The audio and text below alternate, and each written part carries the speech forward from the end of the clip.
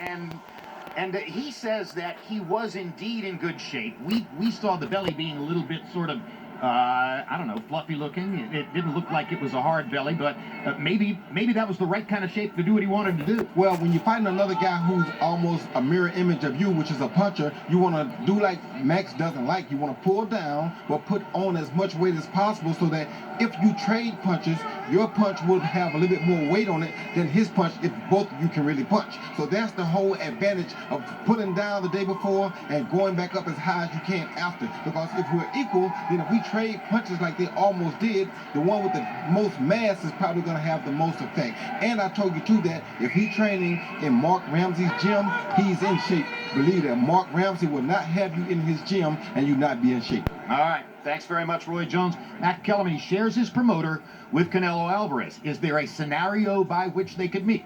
There is, because he's an exciting fighter and a marketable fighter and a huge puncher.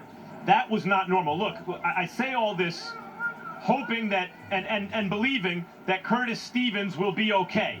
And I say that because generally tragic circumstances in boxing arise when a fighter has such a good chin and he's facing another fighter who's not such a terrific puncher that he sustains 10 or 12 straight rounds of head trauma, essentially.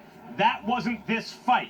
Folks, I've seen a lot of boxing in my life, and that is one of the most devastating one-punch knockouts I have ever seen in any weight division. Generally, especially early in a fight, you do not see a shot land that has an opponent out for that long. It's a scary circumstance because it's so unusual in my experience.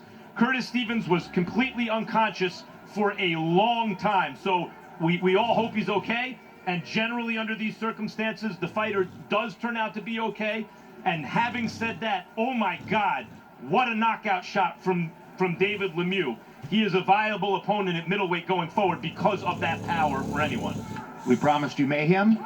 At the end of the day, that's what we got. Needless to say, Curtis Stevens is now being taken to a hospital for observation. We wish him the very, very best. Congratulations to Lemieux on doing what he said unabashedly that he was going to be able to do, which is to put Curtis Stevens to sleep. Thanks for being with us here at Turning Stone.